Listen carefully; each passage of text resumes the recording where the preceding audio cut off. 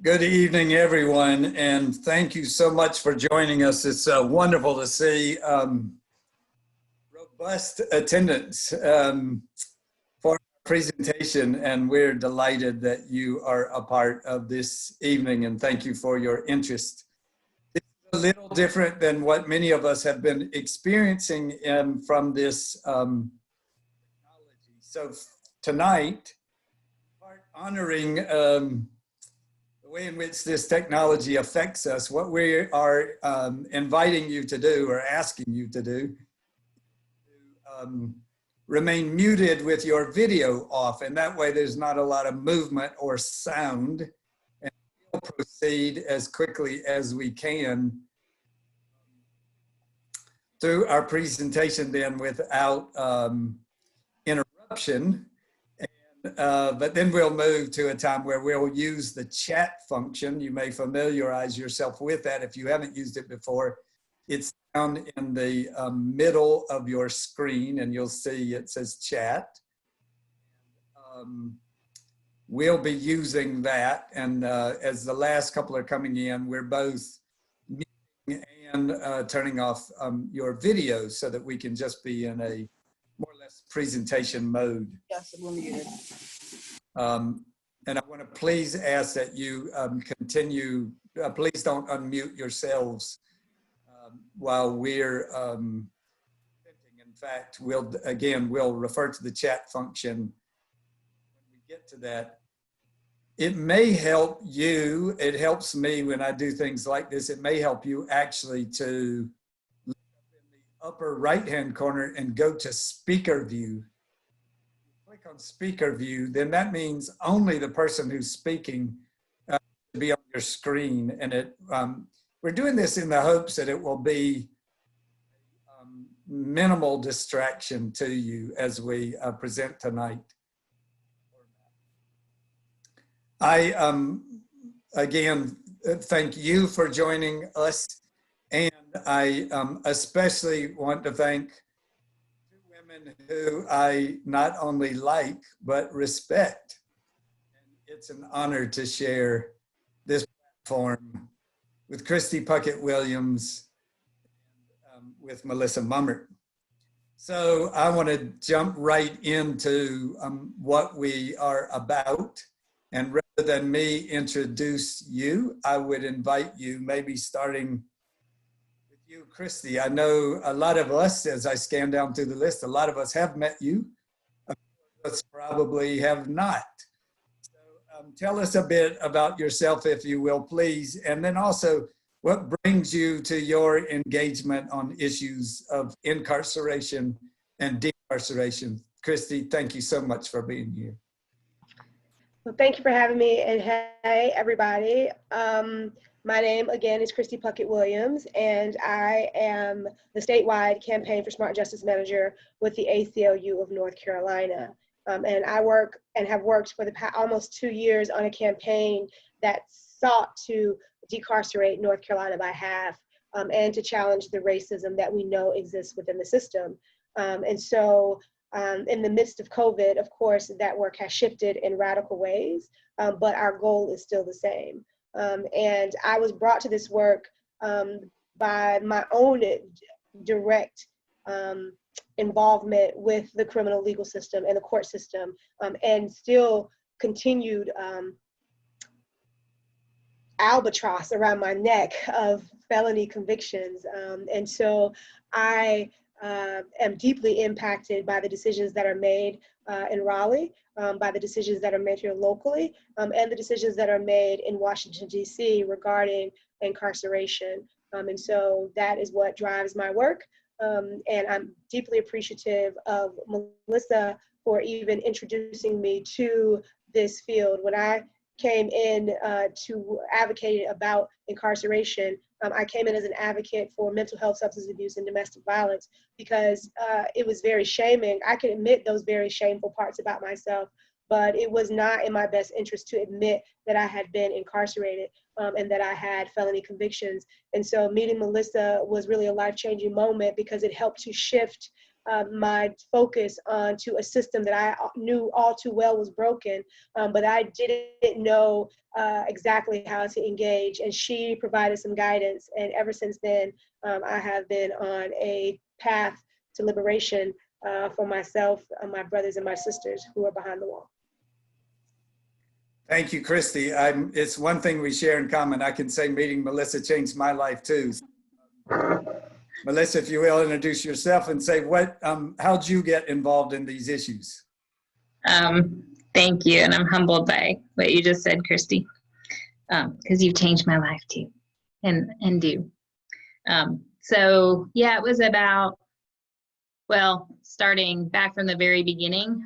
When I was a kid, my father, who was a peace protester, made some decisions that landed him in federal prison for 6 months.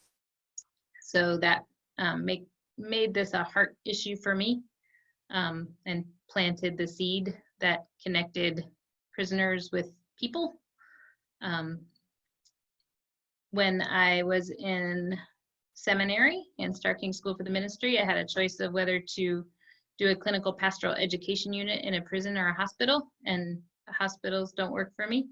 And so I chose a prison, and I found my calling there. I just immediately felt my heart open wider than it had ever opened, being among people who I found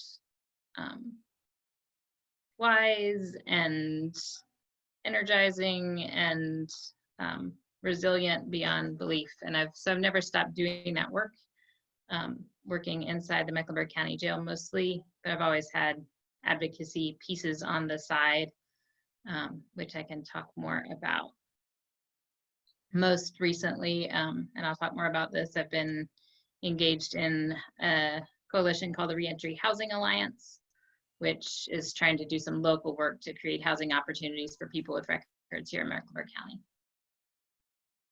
Thank you both. So what I would like to do is sort of walk us through the landscape of incarceration, beginning locally. So some of us have thought a lot about these issues and know a lot about the system, and some of us are just coming into this conversation. So let me ask both of you, and to share as you wish, sort of what lands someone in the Mecklenburg County Jail? What keeps them there? What happens if they're sentenced? What happens if they're released? Many of us have not had the experience, the process of being arrested and charged. So what happens when someone's arrested, when they're charged? Who are the players in the bond hearing, the court system? What's the role of the DA's office, the public defenders? We don't want to use all of our time on this, and we could, but I think this background's important. So let me turn to the two of you tell us about the landscape of the Mecklenburg County Jail and how that all works. You gonna take that one, Kristie? I can. So the people who have a police involvement get arrested and go to jail. And so overwhelmingly in this country, that is Black, brown, and poor people, because those are the communities that are policed the most in our society. And as a result of that heightened interaction with police, Black, brown, and poor people are overrepresented in the criminal legal system. So once you are arrested, once the police put you in the handcuffs and you are arrested, you are taken downtown. Sometimes they question you. It just depends, I guess. I don't know. I've been taken for questioning, and I've been taken straight downtown. So it just, I don't know how they parse that out. But go downtown, you go into arrest processing, where your hands are placed on a desk and you are patted down by an officer, and you are patted down for any weapons, any drugs, anything. If you have a hair tie in your hair, that must immediately come out of your hair. And then they ask you some questions through the processing, and then you can be diverted to the nurse at that point, or you can go on to the next part of that process. And the next part of that process is the fingerprinting process. So you are fingerprinted and your picture is taken. before you ever go see the magistrate and find out what your bond is. And so a record of the arrest is made, whether those charges are substantiated at the magistrate level or not, right? And so get your picture made, then you go up to the magistrate's office. You sit in a space, you wait for the magistrate to call you in. The magistrate sees you. A magistrate is not an elected official. A magistrate is a judicial official that is appointed and managed. They can apply for the job too. So the chief magistrate is appointed, but they can also apply for the job, and they are managed by the chief district court judge. And then once you see the magistrate, things should happen that oftentimes don't happen, which is a determination of your ability to pay a bond if a cash or a secured bond is set, if you are a flight risk or not, will you tamper with evidence or not, will you return to court? All of those things should be determined, often aren't. And what has traditionally happened is they go through a schedule and look at, like, what are you charged with? And based on what you're charged with, then they set like this money.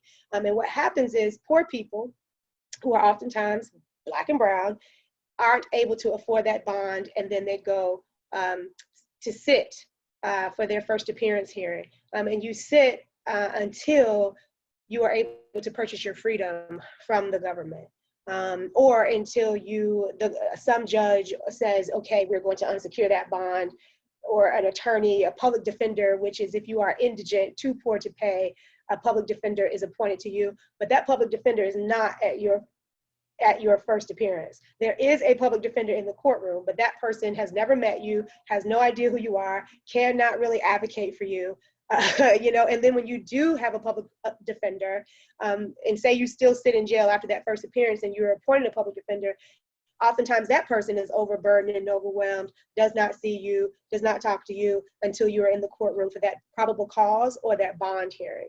And so a lot of the people in the church, in the UU congregation, they are very aware of this process, because 75 of your members are trained court watchers. And so they have seen what has happened once a person is arrested in that courtroom, how they are treated. And it really is, it's subjective. It is not an objective process. It is who that district court judge is that day.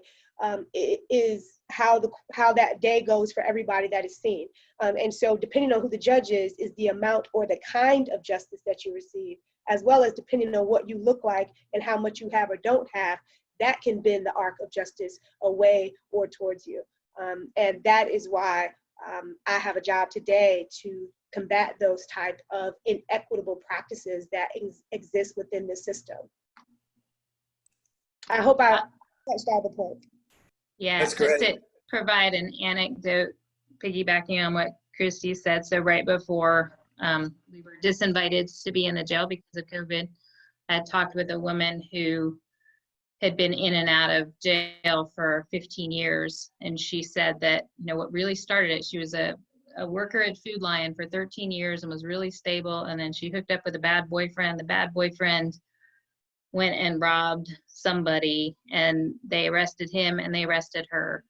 And she could not bond out. And in 13 days, she lost her apartment, she lost her child, she lost her boyfriend, she lost all her stuff. And that's what landed her to get hooked on drugs, to lose her children to the foster care system. And it was just this ripple effect because she could not purchase her freedom. And so you have, in the Mecklenburg County Jail, about 64% are pre-trial, so people who are just sitting because they can't purchase their freedom or they weren't given a bond. You've got 20-some% who are federal, so the U.S. government, it's their people, and the county contracts out to hold them. And then you've got some small percentage who are sentenced, who are serving a small amount of time, misdemeanor time. And as of 2 weeks ago, 69% of the people inside of the Mecklenburg County Jail were African American. And we know that Charlotte is not 69% Black by no stretch of imagination.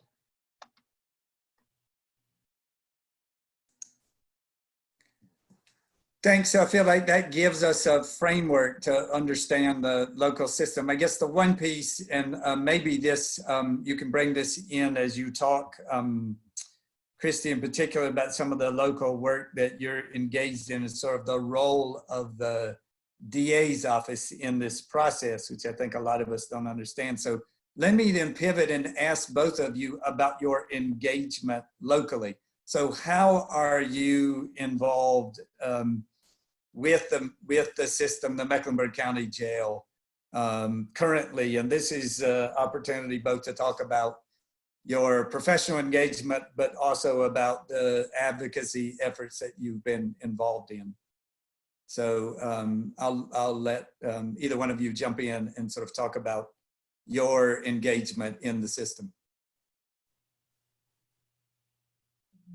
Okay. Yeah, so I mentioned that, you know, Mecklenburg County Jail is very rare for a jail and having incredible programs. And so, you know, it was one woman, I don't know, 25 years ago, who was a Republican, you know, who said, these people shouldn't just be sitting around, they should be learning. And so kind of this beautiful sort of bipartisan effort was created to make sure that there's a library, to make sure that people can get their GED. And so there's lots of programming that's happened, never nearly enough, but so I've been part of that. And then also trying to do stuff in addition to that. For me, Brian Stevenson talks a lot about proximity, like when you're close to people who are directly impacted, if you're not one of those people yourself, it's often energizing and it's a constant reminder to do the work. And so for as long as I've worked in the Mecklenburg County Jail, you just keep hearing this gnats in my head about housing, homes. We can't find a place to live. And so, you know, we started Reentry Housing Alliance in order to try to just chip away at that really distressing issue. People who have records are 7 to 11 times more likely to be homeless. And that's very true in Mecklenburg County. And that just runs the gamut. So if you walk out, you know, we think that there should be low barrier housing, that you should have a safe place to live, that housing is a human right. And so we want to advocate for low barrier housing that's safe and that's comfortable and is dignified. But then also, you know, some people can pay market rent. Some people are doing okay, and yet because of a felony 10 years ago or 15 years ago, they still can't rent.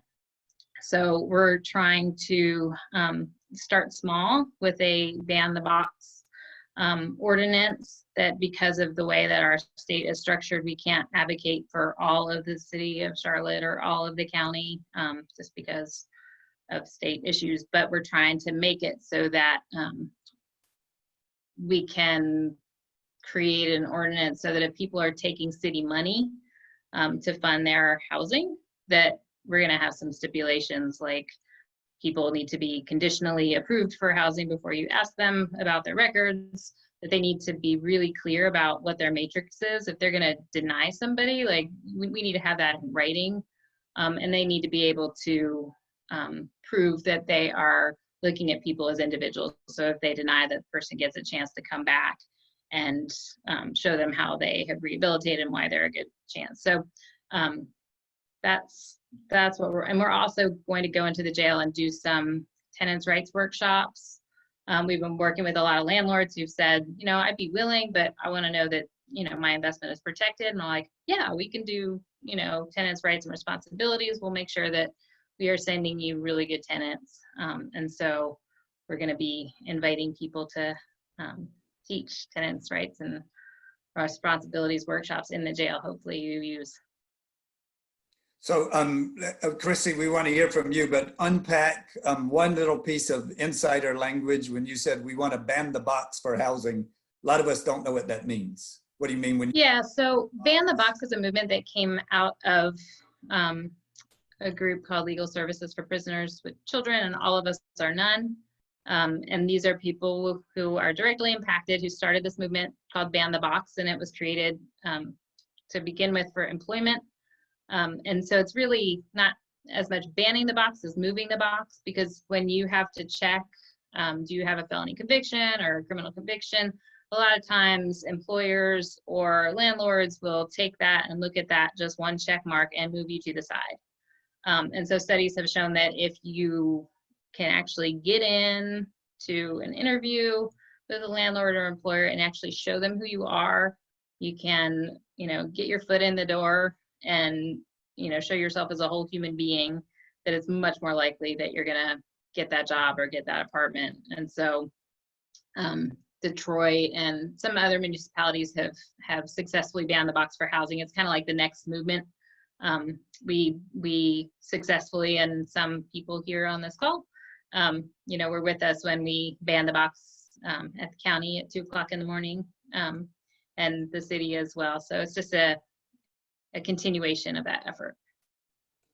So it is a processing of applications, whether for employment or for rental, and it is in that process where people are asked, do you have a felony conviction? What you're saying in that process, then what you're trying to do is move that later in the process where that isn't the first impression. Right. So, yeah, so that's one of the things that we're asking for. And again, just trying to work on that transparency piece, and hopefully if we can kind of pilot it with people who are taking city money, then we can expand it out. Thank you. Kristie, a number of us on the call are aware that you've been leading a local effort recently, and some of us have participated with you. What can you tell us about what you're trying to do, particularly in the time of COVID? So we have lots of things going on in the time of COVID. We have things, well, at the local level, we are going out on a weekly basis. Even though we're taking a break this week, we'll be reconvening next week. We've been going about 6 weeks strong every Friday at the jail to show the people inside how much we love and care for them is one thing. But we're also showing system actors such as the court, those actors in the courthouse and the DA's office, the sheriffs, and within CPD, that we have not forgotten about our incarcerated loved ones, and that we're still very concerned about them in the midst of a pandemic. And so we honk our horns, we have block parties, we do anything we can to make noise so that the people inside know that we are outside for them. I've coined it, these radical displays of love that people inside need to know that the community has for them. We cannot just hold people in contempt or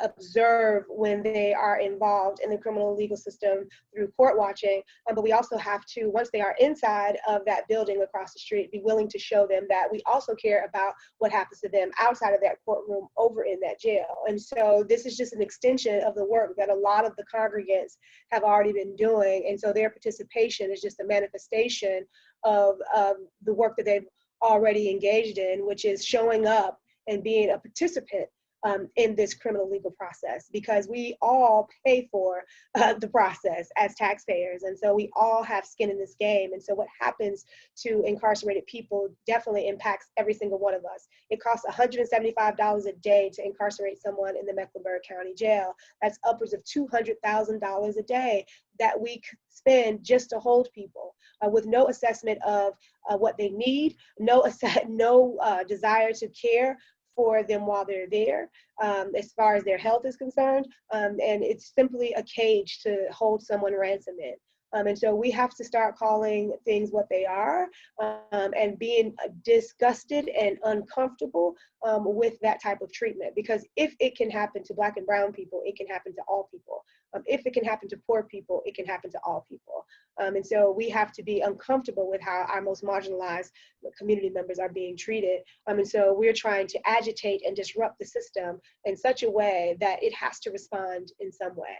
And when we have seen about a 20% reduction in the jail population since we began having these radical displays of love, but that is nowhere near what is needed to be seen in order for the jail or any carceral facility to meet the standard that is set out by the CDC for 6 feet of social distancing. And what we're asking for is for people not to be placed in solitary-like conditions as a result of a carceral facility's quest to keep them safe, but not giving them that ultimate measure of safety, which is their liberation, and their ability to sanitize and disinfect as they see fit. And they couldn't be out here and have their own PPE and their own gloves that we, the community, can provide for them.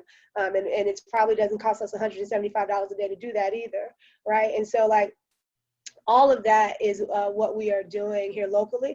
But we also work along with the DA's office to try to help identify people that may be appropriate for motions for appropriate relief, which is a very legal term for basically the DAs and the defense attorneys come together and put a motion in saying that this person, based on these mitigating circumstances, qualifies for a reduction in their sentence due to these factors. And they present that before a judge, and a judge decides upon that.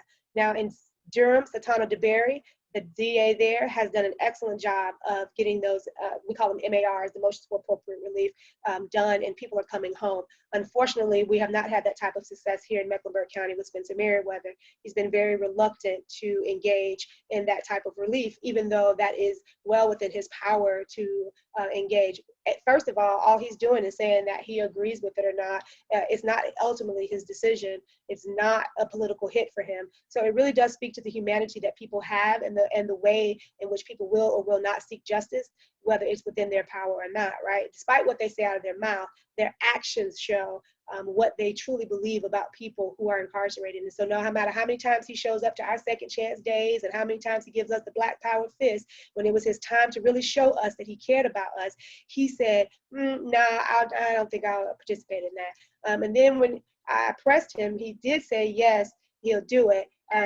Narrowed it down to 4 people and then ended up narrowing it down to 1 person. And I don't think that 1 person has gotten out for whatever reason. And so, like, when we think about the power that local actors have, not just at the local jail level, but also the power that they have inside of DPS, his power reaches far beyond Mecklenburg County. His grip reaches to all the counties, all 55 facilities of the prison system where incarcerated people are held. So it's not, when we're voting for a district attorney, we're not just voting for them, their decisions that happen and affect this district. We're voting also for their decisions regarding people who will be housed in 55 facilities across the state, right? Who are also his constituents, who he has a duty to provide safety to, and thus far has neglected that duty. Thank you.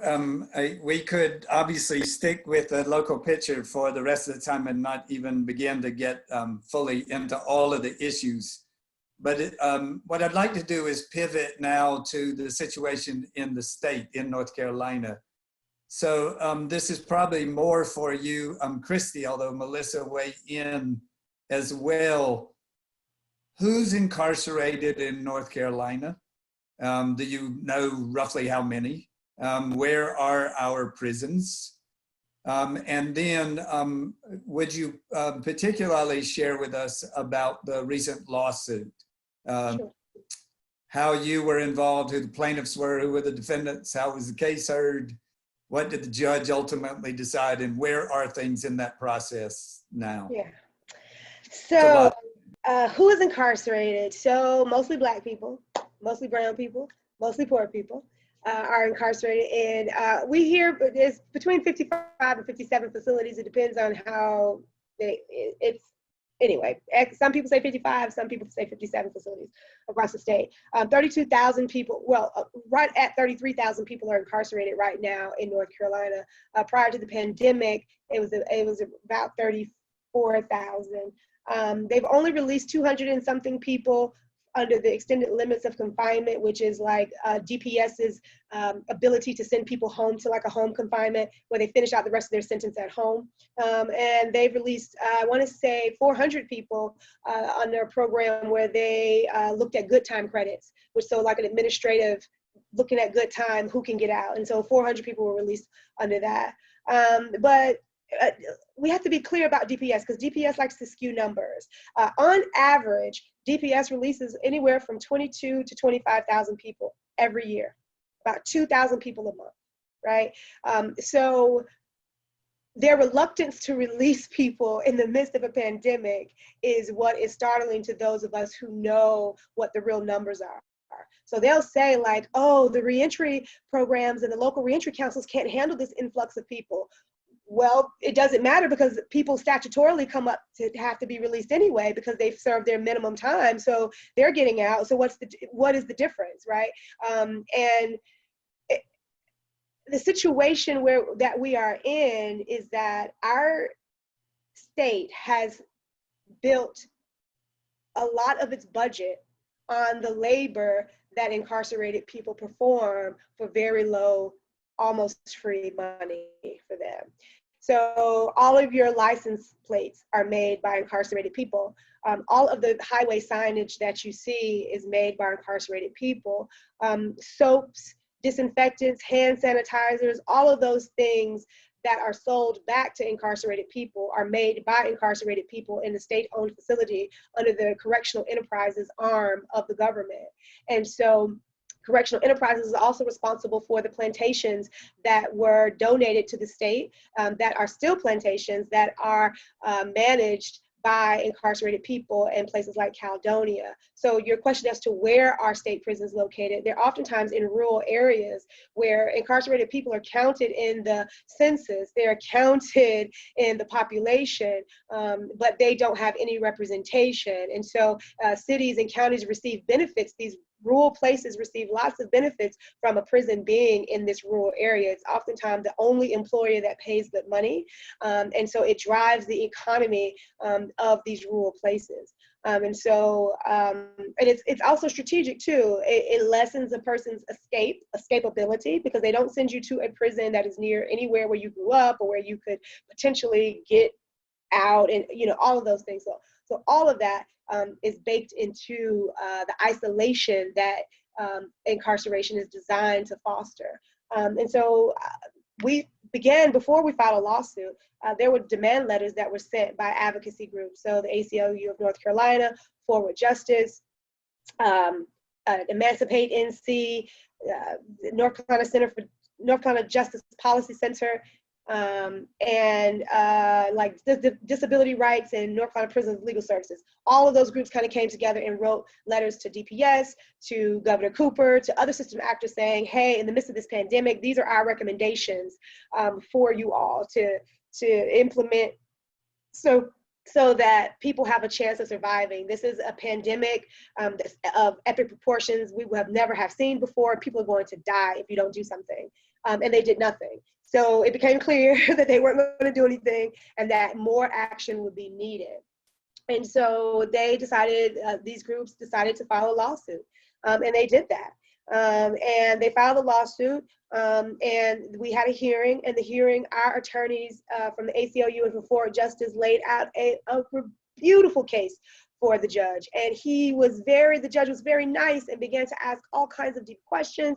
And he sent us away with assignments. So he needed more information from this side, our side. He needed more information from DPS. And he received that information back from both sides. And he said to DPS, listen, this sounds like y'all just gave me a form letter. Like, what is this? I need some real substantive affidavits of what's happening inside of these facilities.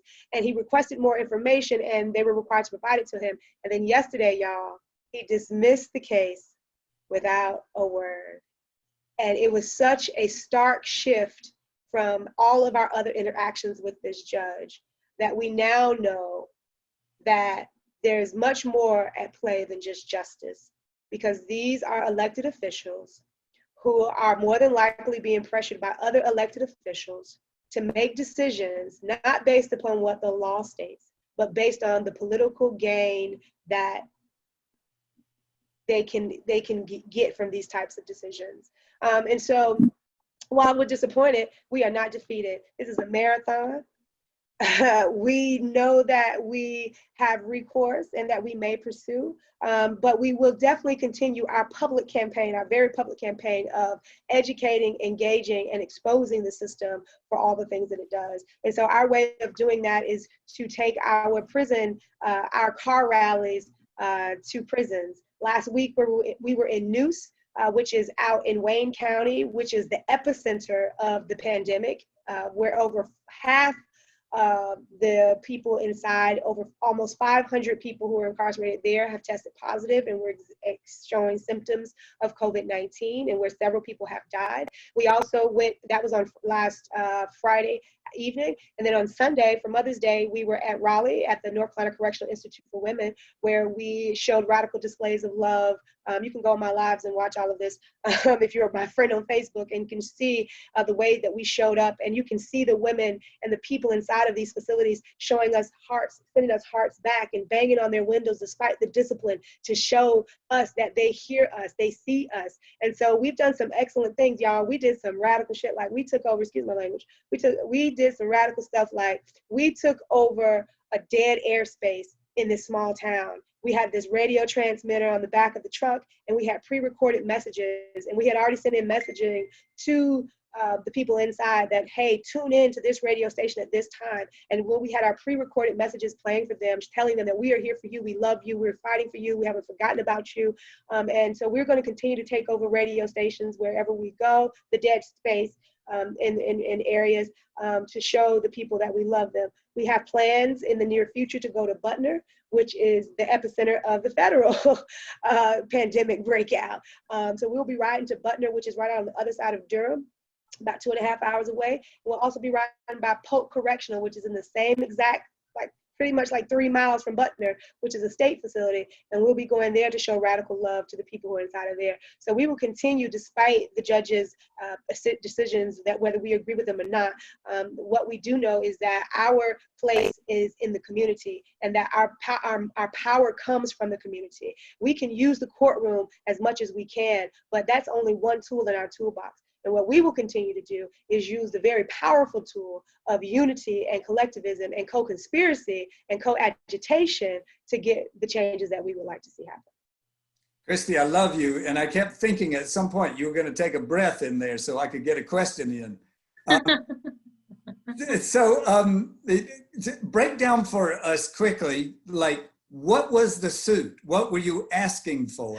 We were saying that this is an emergency situation. So we filed a writ of mandamus, which is saying, like, listen, these people are not doing things that they have the power to do, and we need you, this higher entity, to act, right? So the Supreme Court dismissed it basically without prejudice, saying, like, they didn't say anything. But what we took that to mean as, you should have taken it to the lower court first. So we gathered ourselves together, took it to the lower court. We basically asked for a preliminary injunction and a temporary restraining order, which would have resulted in the people who signed affidavits, our affiants, would have had released. So one of the people was released when we first filed the original lawsuit. Her name is Alberta Elaine White. She was incarcerated for the last 10 years. She was someone who I used to get high with and had really good times and really bad times with back in the day.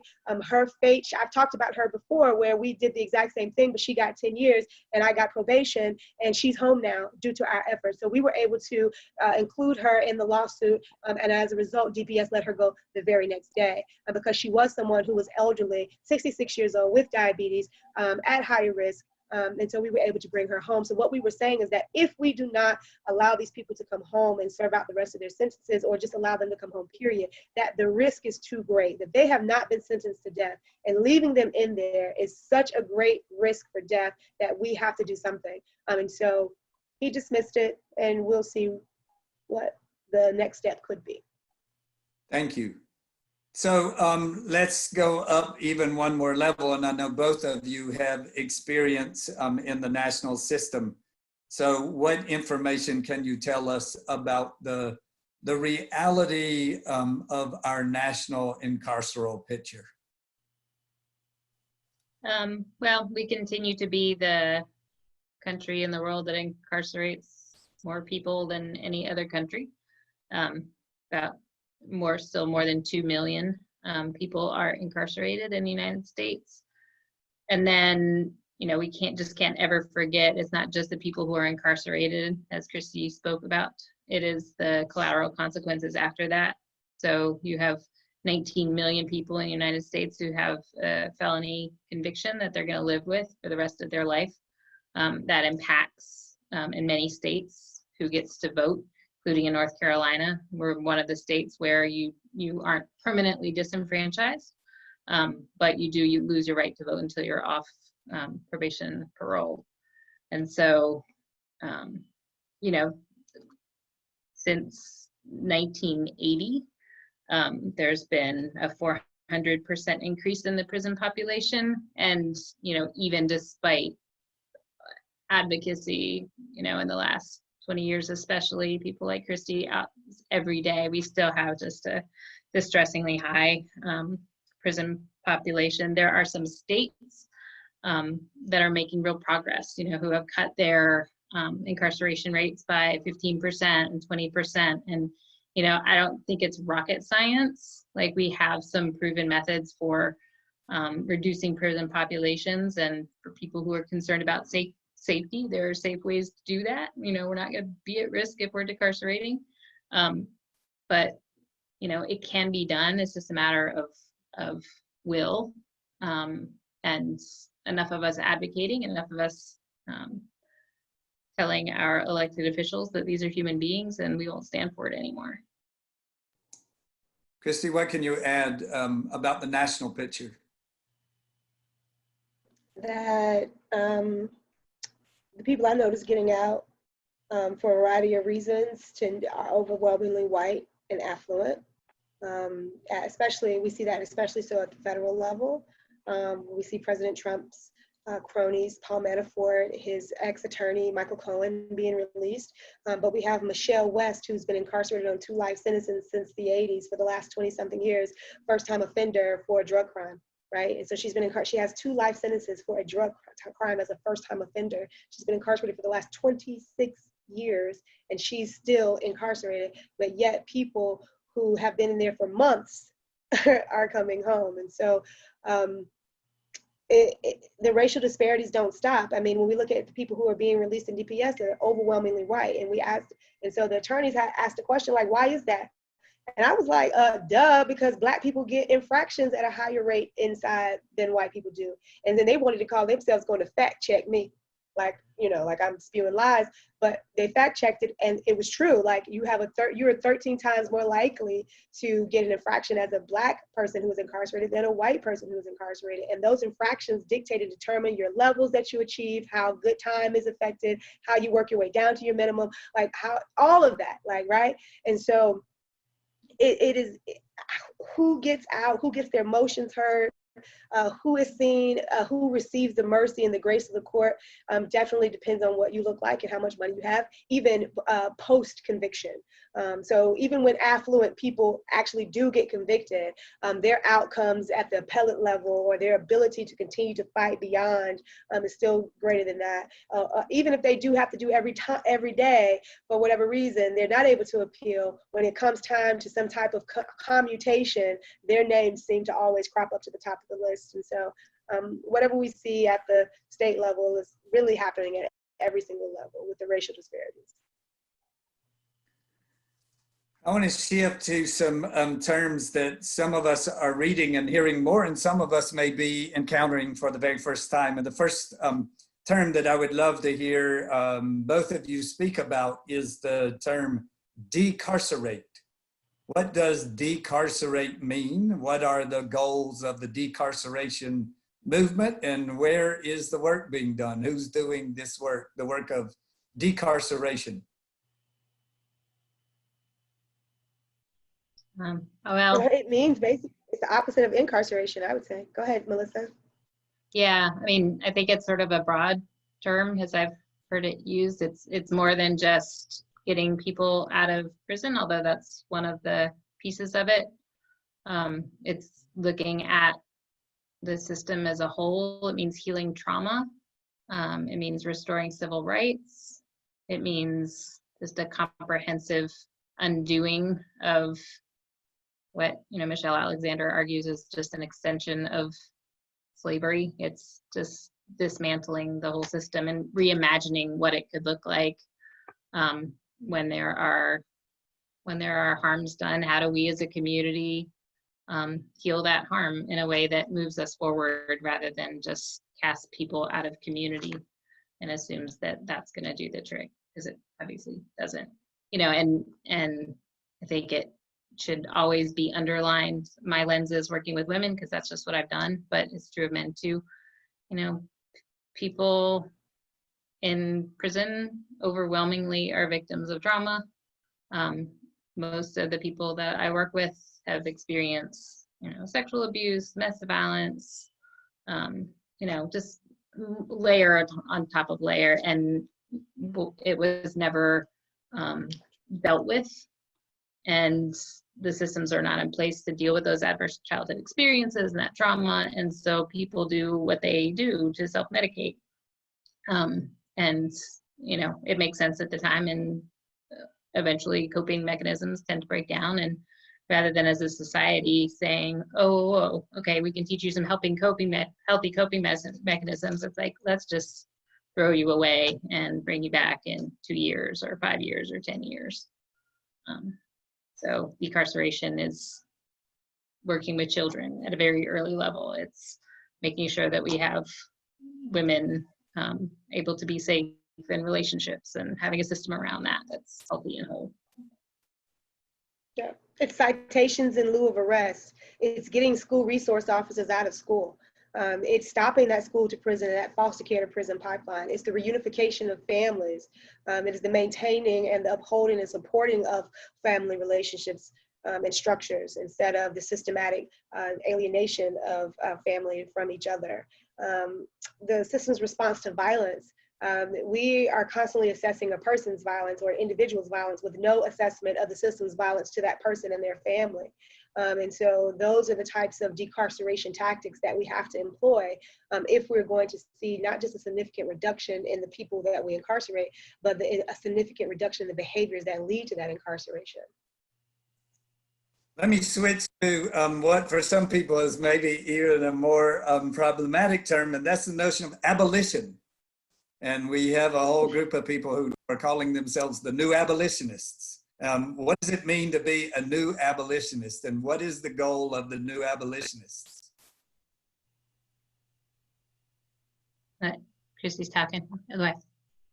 No, I was just gonna say, I don't know about new. I think abolition, you know, in the frame of racial equity has been to end the enslavement of people. And that's literally what we're doing when we try to bring people home from incarceration.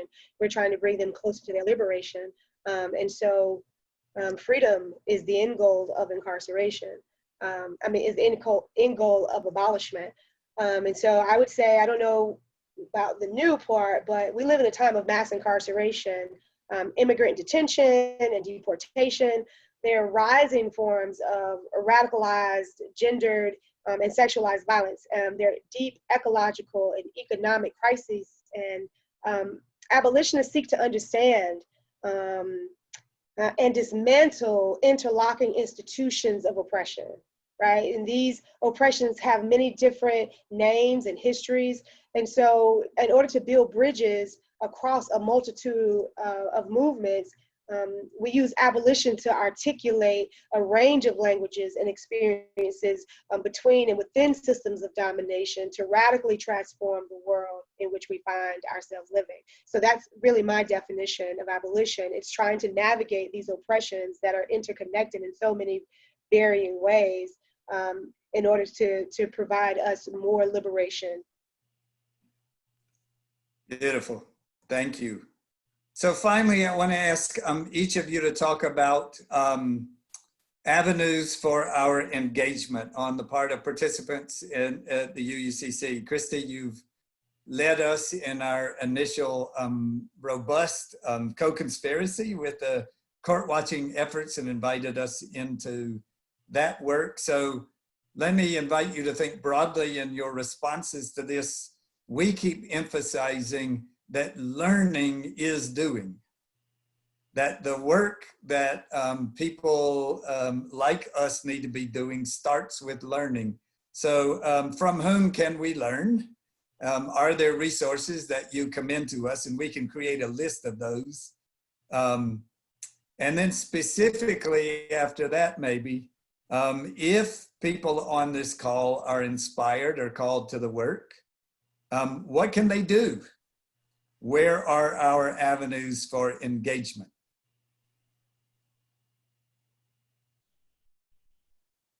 I'll jump in because it looks like Kristie might be dealing with a small person, which I know about. So with my Reentry Housing Alliance hat, I'm very grateful that we have formed an official partnership with UUCC. Yay! Went through all the proper channels to get that going, and so we're in the very infancy stages of that. And so slow down a little bit and say again what that is and what the name of the organization is.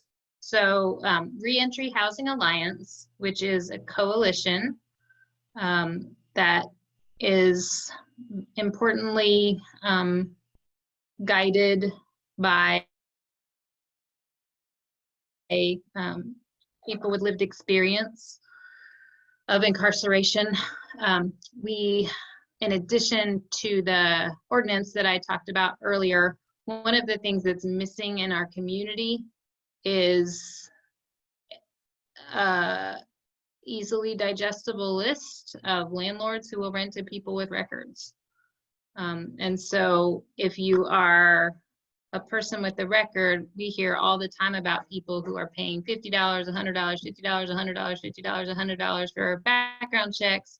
And then they come to find out that the landlord really isn't open to renting to people with records or to people with this particular record.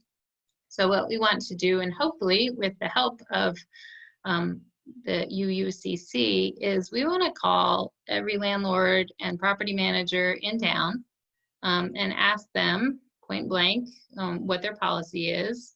If they're open to renting to people with records, that's great. We can pass that information along. And if they're not, we can also take that data and use it for our advocacy efforts. So in the coming weeks, we're going to be developing call lists and scripts so that people can, from home, which is great, it's a volunteer thing that you can do from home, help us create that really, really, I think it's going to be a life-changing document. We definitely are going to need people to support the ordinance that I talked about. Susan Cox calls this butts in seats, and I don't know if we can get butts in seats soon. But contacting elected officials when it's the time to do that. We're trying to get a petition out. We have our 200 signatures. We're trying to get 1,000. Our ordinance is in committee right now, so it's kind of being vetted by the committee process. But yeah, and really just the work in the jail is also bustling. They're letting us do some virtual classes at the jail. And so we're trying to get into people who are in the reentry pods and teach them again about tenants' rights and housing rights. And so we would love to get, if teaching is your passion, we would like to get you in to potentially teach at the jail, to do some of these classes, we hope in person at some point. And we'd also like to create a home buying class that we can teach at the jail, because what we are finding with a lot of people with records is that once they are stable and have an income, that home buying is the answer for those people for whom it's of interest. Because if you got your own place, nobody's ever going to ask you about your record, and then you're protected from rising rents. So.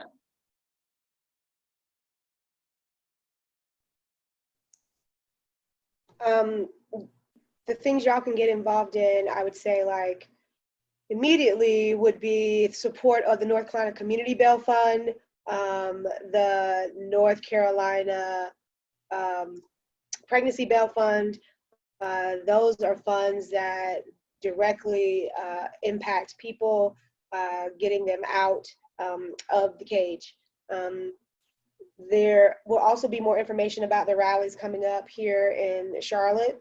As we move through the summer, we'll be working with the North Carolina Second Chance Alliance to do some voter registration of people who already have voted in the past, but who have felony records, who may not know that they can vote again, and get them re-engaged.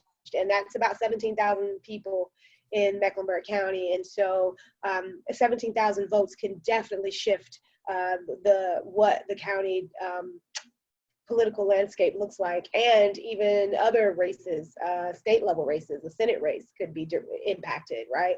So we have all of those type of things coming up. But as far as education, I have books that I recommend. This book here is called Rethinking Incarceration. You can't see it because of my virtual background, but it's called Rethinking Incarceration, and it's by Dominique Dubois-Gilliard.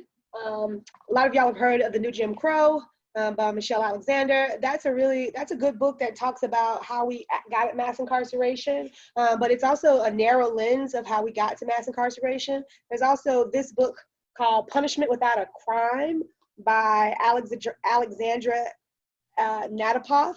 And Alexandra talks about the misdemeanant system, which are the very minor crimes that a lot of people enter and languish in cages as a result of these very minor crimes, but that puts them into a cycle of poverty and debt that is very difficult for them to get out of.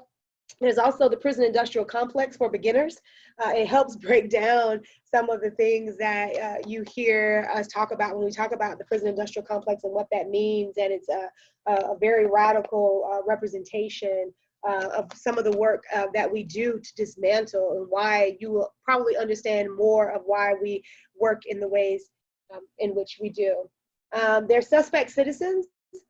This was by Dr. Frank Baumgartner out of UNC Chapel Hill, where they analyzed 20 million traffic stops. And it's the title says, "What 20 million traffic stops tell us about policing and race." And it's a statistical analysis that basically found that Black people are 62 times more likely to be pulled over by police in traffic stops, despite only making up about 14% of North Carolina's population. And if you heard Melissa talk about legal services for prisoners with children, All of Us Are None, and I have the privilege of being a member of All of Us Are None and being a chapter leader, and having the esteemed honor of going out to Oakland and meeting with the founders, Dorsey Nunn, as well as becoming really good friends with Susan Burton, who is also a formerly incarcerated woman. And she has a book, Becoming Miss Burton, that really talks about the radical work that she's doing out in Los Angeles County.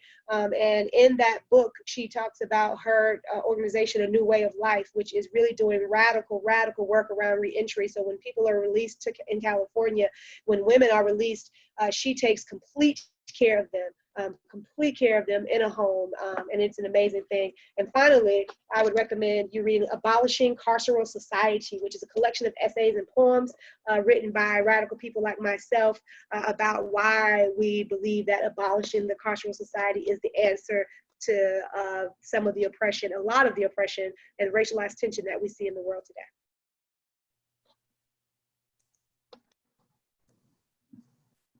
Anything else either of you want to add about your organizations or the work? Yeah, so just, I mentioned Reentry Housing Alliance is led by people who have lived experience, and Chablis Dandridge is one, and Charlotta Banks is another. And they would love to offer a training for anyone who's interested in helping to further our work. So we don't have all of the T's crossed and I's dotted. That is for UUCC to put together in the next couple of weeks, but we'll be working closely with them, and then we'll get Chablis and Charlotta to lead probably a Zoom training to walk you through the different opportunities. Thank you both. So for everyone else on the call, if you look in the middle of the bottom of your screen, you see the chat function. And I would invite you now to use the chat function to ask your questions or raise points of concern, however you want to express it. And we will I'll try to monitor those best I can, and particularly as they relate to our topic for tonight. And if you have things that you would like to hear from Kristie or Melissa, then raise them in the chat, if you will. So I see a question. Can you outline any changes in rehabilitation in the prison system, or any previous or current traumas dealt with? You know, the women who come to the classes at the jail, whether it's a substance abuse class or, you know, we do some psychoeducational classes. For women who are interested in that, they take full advantage of what is offered. And it's really amazing, I think, what just the transformations that some of them do go through, you know, in the time that they're there. It's a tragedy that work has to happen in a jail. You know, it should have happened when they were 13. It should have happened when they were 15. It shouldn't, like, they're doing deep work around trauma and PTSD sometimes, and then, you know, they're locked in a room and they're yelled at and they're, you know, sent to solitary confinement sometimes. So it's something, but it's not where we need to be.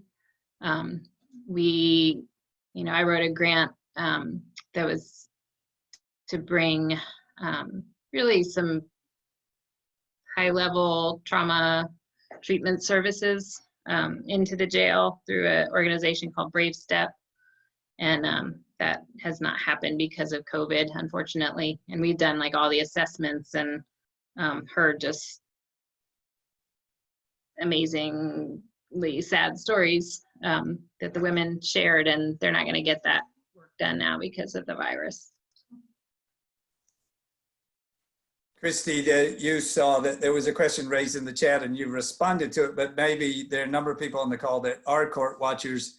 And can you say where things are with the data that has been gathered by the court watchers? Yeah, all the data is just on hold. We have to prioritize in the pandemic our response, and so our ability and our staff capacity and the capacity of our partners who we're working with. So the Duke Center for Science and Justice just came out with a report on fees and fines. And so in the midst of COVID, just a lot of things have had to shift. So that's just a project that we're not getting to right now. So we will still be court watching when the courts open back up, but we will be shifting more than likely to a fees and fines lens to see how judges are performing in that area. So we will have a report at some point, just not right now. So Michael, Amy is raising the question of the volunteer opportunities for the rest of the congregation. And just to remind you a little bit about the structure. So our engagement groups are the ones who are out in the community looking for opportunities for us to be involved. So they're kind of freed up to have those conversations and find folks like Kristie to connect to, whose leadership we will then follow. And we've known about Kristie now for a while and the work that we do with her. The Intersectional Justice team learned just on Monday that we have this new opportunity. Kristie's the one that is teaching us to think of these as co-conspiracies, and we'll be saying a lot more about why and how we're using that language and what it means and how it relates to us as a spiritual community. So the Intersectional Justice team, having learned on Monday about this new opportunity, will be meeting to hear what are the actual volunteer opportunities for members of the congregation. What does the Alliance need, this new partnership? And how do we get that operational, particularly in these times? So if you are on this call because you're interested in these issues, watch for that soon. The team will meet, discuss what these are, and then, and again, the team is not the vetting group. They don't judge the viability. That happens at the engagement group level. So we're good to go. All we need to know is how do we put those pieces together? Coming soon to a congregation near you, and there are ways you can be involved even during a shelter-in-place social distancing time. So I apologize because I'm reading let me read the short one and get you on that, and then I'm going to read the longer one. What can we citizens do directly with the residents? I'm assuming that means folks who are currently incarcerated. Nobody who's not a staff member can go in the county jail right now because of the pandemic, and we absolutely support that decision, although it takes away all of the programming opportunities other than a few virtual ones here and there. Mail is really, really important. It is a way that people are not forgotten, so that's something that can be done. Books, when I was teaching in the jail, they allowed a volunteer to bring a big stack of books. So, you know, that might be a way to support the local women, and maybe we could turn them into activists if we could get them some good activist books. Get them 30 copies of the new Jim Crow. So we will, again, create a list of what you're hearing tonight. And if you're wanting to be involved, we will get the resources out of this call, including the books that Kristie shared with us and the things that Melissa is saying, so that if you're wanting to take immediate action, including read, you'll be able to do so. So Steve is asking, there's some prisoners, obviously, based, as you're sharing with us in the lawsuit, Kristie, that are not going to be released. Can physical distancing be implemented to protect folks who are in the system from the virus? As you said, and we know, those of us who've been paying attention, that the epicenter in almost every state now is in a prison. Yeah, so what I would say to... Are there options for any additional housing, any other safety measures that you're aware of? Well, we don't want to push for more housing inside of a prison. We want people to come home. 95% of the people who are incarcerated are going to be coming home anyway. And so if we're talking about, can the 5% that are sentenced to life and death row, can they maintain social distancing? Yes, but you got to get rid of the 95% before that can happen. And that's literally what we've been asking for. That since people have not been sentenced to death, the majority of those people have not been sentenced to death, that they should be home, period. Again, the population of the prison is 33,000 people right now. 25,000 of those people will be released this year anyway. Now, there will be 25,000 to make up for those people, but 25,000 people are coming home anyway. And so if we decarcerate on the front and the back end, then yes, we can maintain social distancing. But at the rate in which we incarcerate people, it's physically impossible for them to maintain 6 feet of distance between that amount of people in such small spaces. There are dorms that literally house hundreds of people in that dorm. You can reach out on your bunk. There's somebody above you. You can reach out, your arm touches the person next to you in the bunk next to you. So there's really, unless we drastically depopulate, there is no way. And no, we shouldn't invest in more housing for people. We should bring people home. So let me jump in here with a question I think that comes up that you all know and I hear. And when we talk about decarcerated, we talk about abolition, immediately people pivot to safety and to public safety and to the safety in the community. I know we shared a document together, the three of us recently, that I'd come across that really broke down, and we can share that with people on this call, that really broke down the population. This was in the federal system, and I don't remember off the top of my head, and maybe one of you do, the percentage of people in the federal system that are in there because they have committed a violent act. Do either of you remember what that percentage is? I don't, but I think one of the things that we need to be careful about is that often that there's these lines of demarcation between violent and nonviolent. Right. And just statistically, people who commit violent acts are less likely to recidivate. You know, often it's just a really bad moment, right. One really bad moment, and just because somebody made what sounds like a horrible,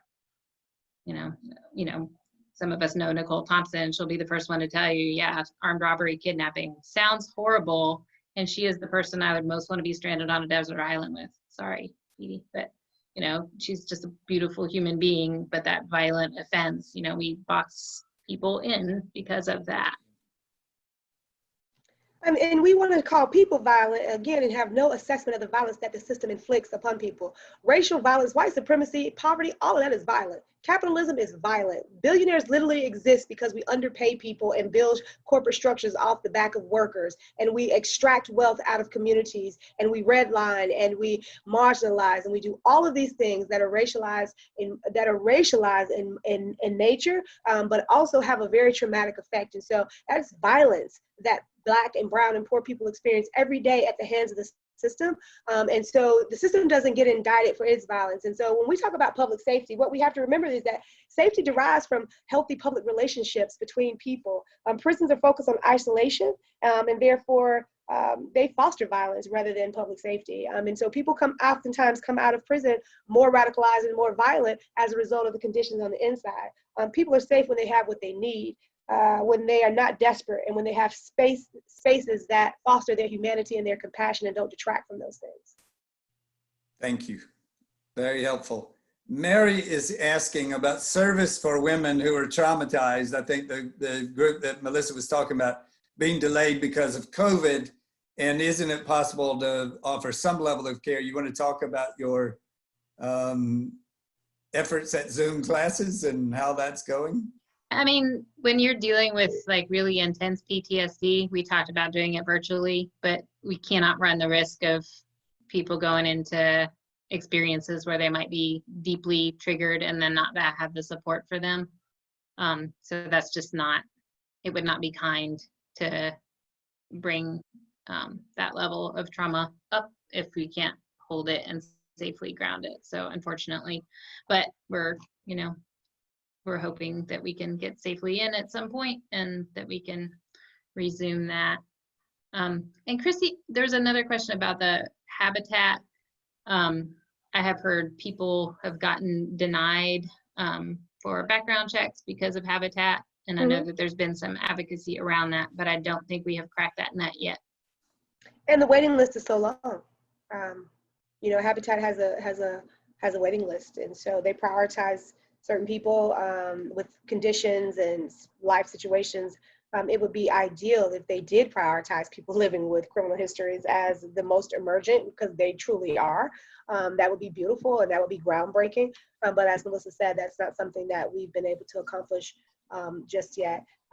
People living with collateral consequences of a criminal history are locked out of so many things, y'all. If you say I was a small business owner and I applied for this loan through the government for my payroll, I would have been denied based on the fact that I was a felon all those years ago, regardless of the good work that I may do in the community and give back and providing employment for people. None of that is considered. Just the fact that I engaged in criminal activity 10, 11 years ago is enough to lock me out of certain things for the rest of my life.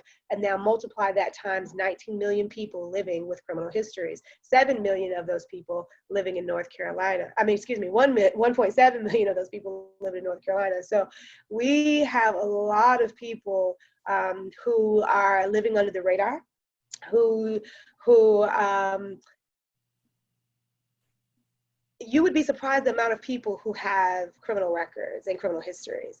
I was riding an Uber and I couldn't believe the guy was driving Uber because, I've been denied for Uber, not that I would drive for Uber, but, not against driving, but just probably can't do it because of my road rage.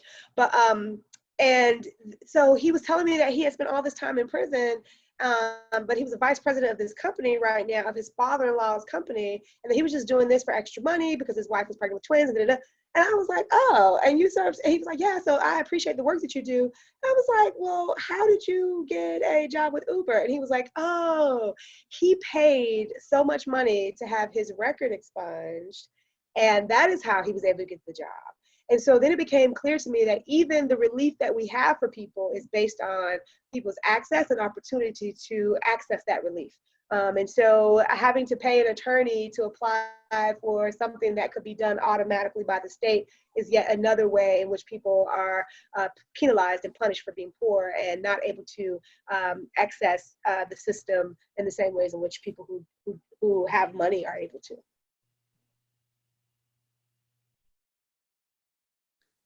Beth is asking about the schedule for the training, and this relates back to my response to Michael Amy's question earlier. So the team just found out about this new opportunity on Monday. We will be meeting and talking about getting that in place, working with Melissa's group to try to get this scheduled. And again, this will be led by some folks with lived experience. This is consistent with our model. A lot of you know now that we're not taking leadership, we're following, and we're following the lead of people who are closely impacted by the injustices about which we're concerned. And so we'll be learning from some folks with some lived experience about what it means to try to find housing once you come out of the prison industrial complex. So we'll be publicizing that in advance so you can sign up, but look for it soon. Are there now other questions or comments that you would like to make in the chat? I think, I'm trying to scan through and I think we've worked through all of them. Anyone else have a question or a comment before we wrap up?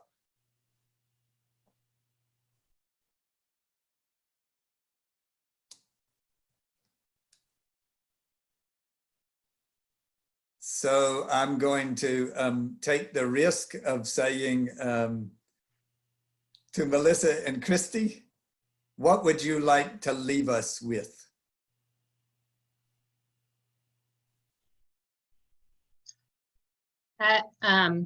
This is kind of random, but I think everybody knows Martha.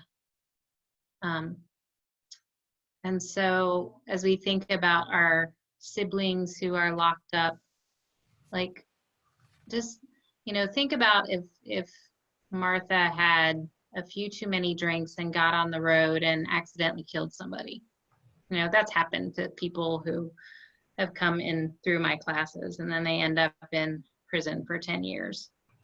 And how would we feel if Martha's in that bunk, you know, with 10 other women and, you know, not 6 feet distance? It's like we need to make room in our minds and hearts and do everything we can not to otherize human beings and to dismantle the white supremacy that has infected us. So whatever we can do to do that. And for me, I'm a feeling person on the Myers-Briggs. For me, it's like a feeling thing. Yes, it's the books, but it's also just like I need to feel with, and if I can really practice empathy and really imagine like this is someone I love. That's just imagine, you know, not being able to have a mask, not being able to call, not being able to get adequate medical care. Like these are not other. They're human beings. There was a article Michelle Alexander wrote, I think yesterday in the New York Times, that I would commend about COVID in the prison system. And she called to, you know, she said it's very much like, you know, the letter from the Birmingham jail, Martin Luther King. It's like, you know, white moderates, you're the problem. You know, we keep coming back to that, but like, if you care about this and you're like, oh, that's so sad, but you're not doing anything about it, then like, what's the difference? Kristie. Yeah, I mean,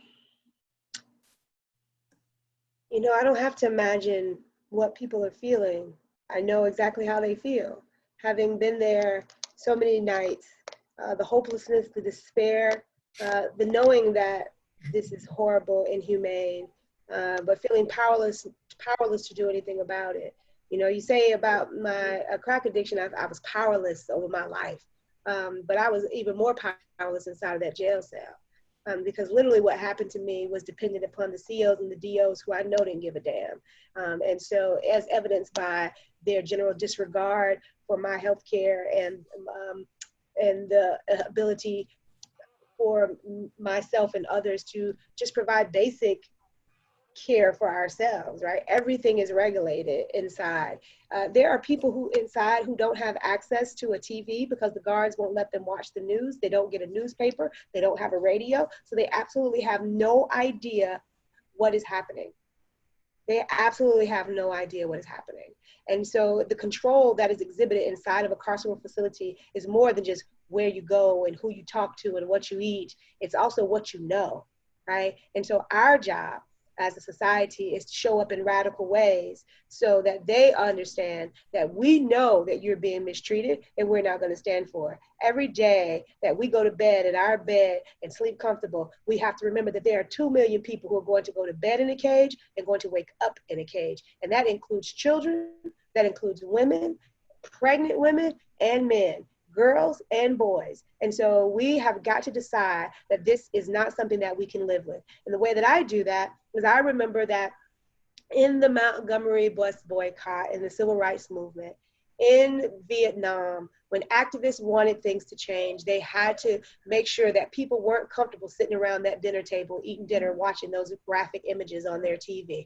And so that is why we go to the jail and we have body bags that we lay out at the jail and we play radical music and we get loud, because we have to make people uncomfortable with what is happening. Because while you're sitting there eating your dinner, you have to understand that the people who inside of correctional centers are eating maybe peanut butter and jelly sandwiches because they have shut down the cooking and hot meals out of fear for COVID. And rather than release them, they will feed them food that is not healthy, not nutritious, that does not add to their being able to fight communicable diseases because they're not getting the nutritional value that they deserve.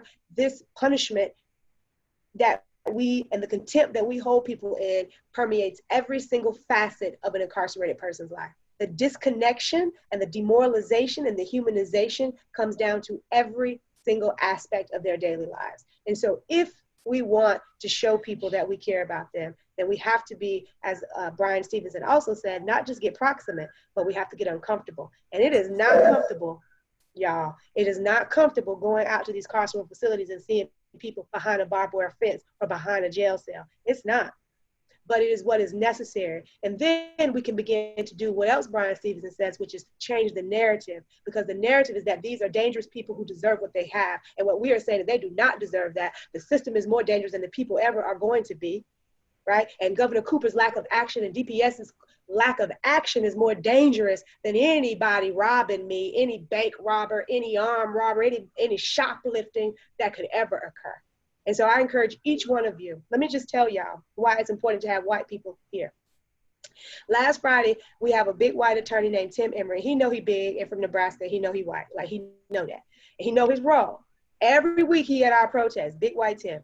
Police don't come, they don't bother us at all. Last week, Tim in court can't get over there immediately. What the police do? They come rolling up 5 deep on me. Now me with a cell phone and a baby, y'all. I had a baby in my hand. They came up 5 deep to talk to the convicted felon who can't carry a gun. So you know I'm not armed. Why are you bringing 5 of y'all over here to talk to me with a baby and a phone, right? So I go off on their ass because that's intimidation. That's how Breonna Thompson got killed. That's how Ahmaud Asbury got killed, by these racialized mobs of people descended upon people who are doing nothing but exercising their rights. Because let's just be clear, protest is patriotic. Right? And so we have to have white people in this fight, because when we went out to Wayne County and those deputies shut down the front of our protest and the back of our protest, because we had white people at the front and the back and the black people's in the middle, everybody they talked to was white. And guess what they didn't do? They didn't go as hard as they would have been had all of us been black. We would have still been in jail trying to get out this week had it not been for the good white people that drove hours because I drove 3.5 hours to get there. And we had other people who drove just as many hours to get there to show up and show solidarity for. So that's the type of radical displays of solidarity and love that this movement needs, because these movements are interconnected, and these are just battles in the long-term war that we are fighting. And so we may have lost that battle in that courtroom yesterday, but we're going to win the war when we show up to show radical displays of love for our people. Beautiful. Thank you so much, Kristie and Melissa, for all that you've shared with us tonight. And we'll capture as much of this as we can and share it out with you. So as we conclude, those of you who are familiar with our services, or at least the ways we're doing services, know that often in the sequence of our service, we included a meditation and aspiration. I brought that here with me, and I have confessed before that, as people in my profession are wont to do, that was borrowed or maybe stolen directly from one of the leading humanists in our history, a guy named John Dietrich, who included a meditation and aspiration in his services. And we have started doing that here. And many of you have heard me say the opportunity to breathe deeply together. It's a literal way of thinking about aspiration that includes at its heart the root S-P-I-R. S-P-I-R from spiritus, the Latin meaning breath. So aspiration, when we stretch, when we aspire, we reach for, we breathe deeply our hopes. So we not only meditate, but we aspire at that time in our service. The connection is obvious to our commitment to spiritual transformation, S-P-I-R, spiritual, that which gives us breath, that which connects us to the breath of all that is, spirituality and aspiration. Kristie's brought us a third aspect of that when she's talked with us about co-conspiracy. To conspire, as many of you know, the S-P-I-R is still breathe. The con is with. When we conspire, we breathe deeply together. What these two powerful women tonight are asking us to do is to breathe deeply, to draw our breath together with our siblings in the carceral system, to understand that they are our siblings and that we share the breath of all that is. So when we're invited into conspiracies, we're invited to breathe at the very deepest place of our being, along with those who are inside of the system. Kristie, we're indebted to you for bringing that third variation along with our longtime reference to aspiration and our commitment to spiritual transformation. And it reminds us why we talk about the intersection of spiritual transformation and societal transformation, to do with us breathing deeply together. So even though we can't see one another right now, as we wrap up, I want to ask you to pause just a moment, to ground yourself, to get settled into where you are. And I would invite you to become aware of your breath and to begin to slow and deepen your breath right now so that you are aware of your breathing. And you're taking in the gift of oxygen that is the gift to all of us.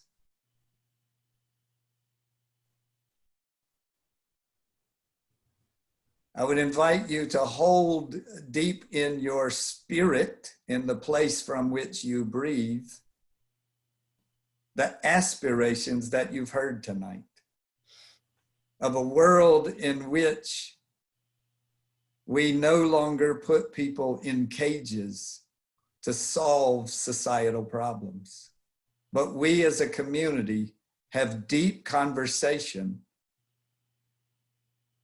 about how we can live in right relation with one another.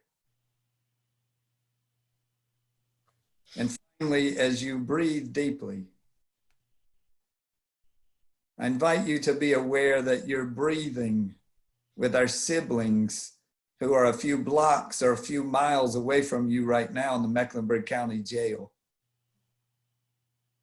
And in that mystical bond that binds each to all, I want you to breathe with them, and I want you from the depth of your spirit to send your love to them right now.